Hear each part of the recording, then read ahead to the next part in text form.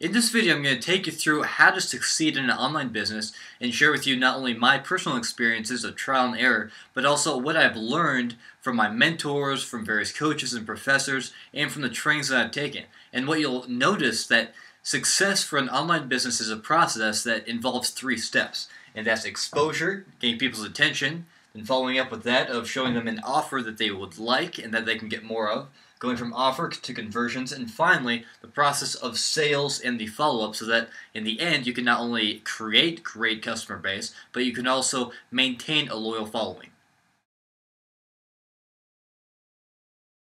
Alright, so the next part on your journey to understand how to succeed in online business has to do with exposure. Getting your message out there to the masses and hopefully to the targeted masses. So what I really want to stress is understanding and mastering the idea of a diversified marketing portfolio. Now, the best way to understand this is to understand kind of the old saying of you don't want all of your eggs in one basket, which has to do with wealth,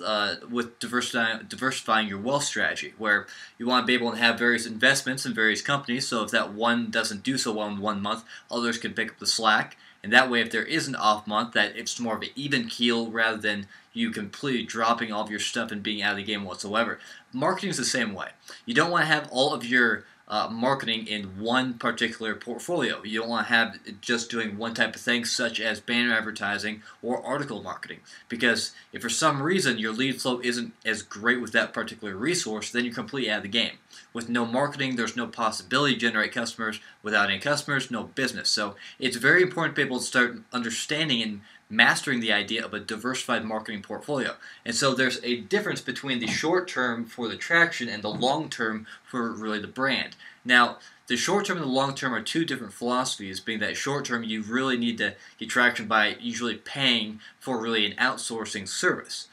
Such as, this could also be any kind of just direct advertising, such as renting someone's email campaign for solo ads. There's also banner advertising, pay-per-click. But there's a main difference between short and long term, but the one thing that both of them have in common is you need one particular skill set to be successful with either one, and that's copywriting. That's understanding how communication and words sell, so you can grab someone's attention first, then illustrate your offer, and then really explain why your offer benefits them and how you can be an invaluable resource within their lives, so that you can not only create the customer, but also maintain that customer and create a loyal customer. But the other thing is the time, energy, and money that's involved in it between the short and the long term. Both are going to take a certain amount of money, but short-term traction, such as the paid stuff, where you're actually using and leveraging someone else's resource and someone else's time and energy to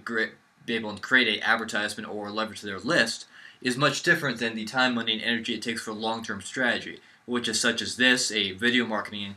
promotion, or with content marketing, such as anything that you want to basically put on a Google search. Could be article, blog, any other kind of SEO. But the main idea is that it's long term because it takes a little bit longer. It not only takes time and energy to be able to figure out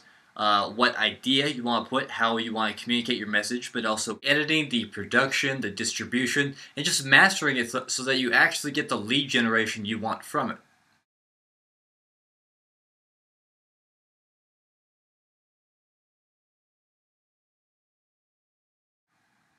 The next thing that you need to really have down to learn how to succeed online is, once you actually get their attention with all your great copywriting, with your ad and your promotion, is actually showing them that you instantly have what they're searching for and can also provide them more information by having a constant conversation with you. It's the fine line when they actually get to your offer to actually maintain a conversation and even start engaging with you. It's really the balance of that instant information, because once they actually get to your offer page, whether it's a landing page or a website, you've got about 3 to 5 seconds before they're going to go ahead and look at what you have to say and find out whether they're going to bounce for your competition or not. And so within that time, you not only have to give them what they're looking for, but you have to have a strategy to be able to continue that conversation. Because the last thing you want is to be able to give them what they're looking for and then have them forget about you 24 hours later or a week later. So what most people do, just as an example for a constant conversation engagement strategy, is to have a opt-in form off the side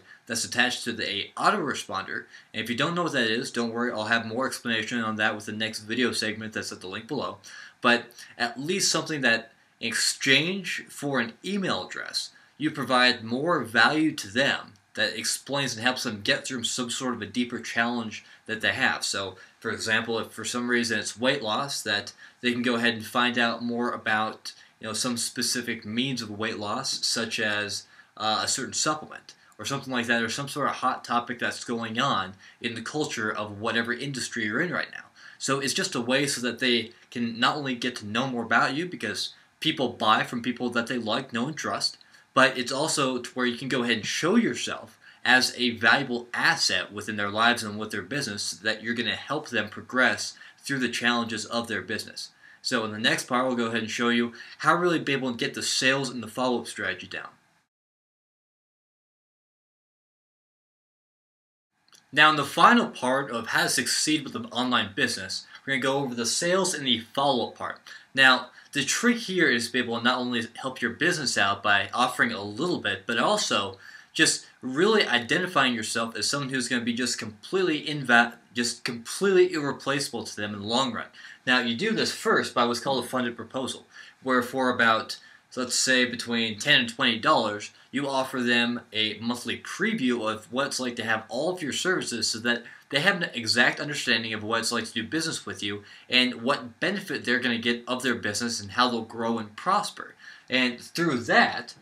that's the time where you go ahead and hit them with the great gold nuggets of what you're going to do. This is where you go ahead and do that entire idea of under-promising and over-delivering.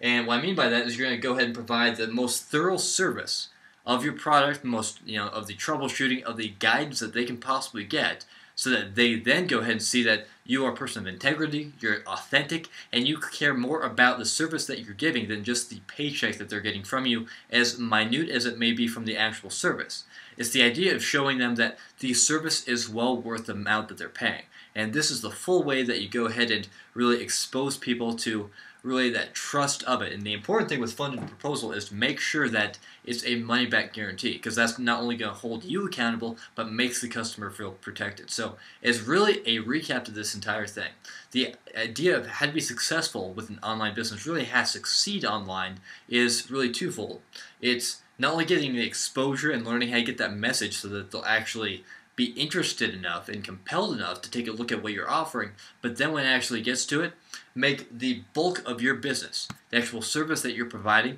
be unparalleled to not only competition, do what your competitors won't do, but also really over-deliver from all the hype that you're getting. So if you're saying that you're the best in terms of X, Y, and Z, not only make it so that you're the best of X, Y, and Z, but also deliver on 1, 2, and 3 as well. Deliver on something that they're not expecting, that's going to help them, and really, if nothing else, show them that you are the way for them to go ahead and bypass. You're the one resource you're going to need, so that they're going to be successful, and that they're going to be better off now than they were before, and that they're going to be better off in a year from now than they are just meeting you for the first time. So make sure it's that continuous service. So again, it's exposure, getting their attention, then converting that attention to leads, showing the leads what the offer is, having some great copywriting that makes it clear, concise, and compelling, and then having a way for them to go ahead and engage, and then create that engagement to where they have a reason to preview your business, and then from previewing your business, they know you enough to keep on doing business with you, and then really make sure that you are the asset in their lives that they need to be able to do that. So for more thorough understanding of a blueprint, of more advice, really, from my own experiences, from my mentors, and some of it is directly from training that I've received before that will really help you in the long run, check out the link below, and I'll see you next time.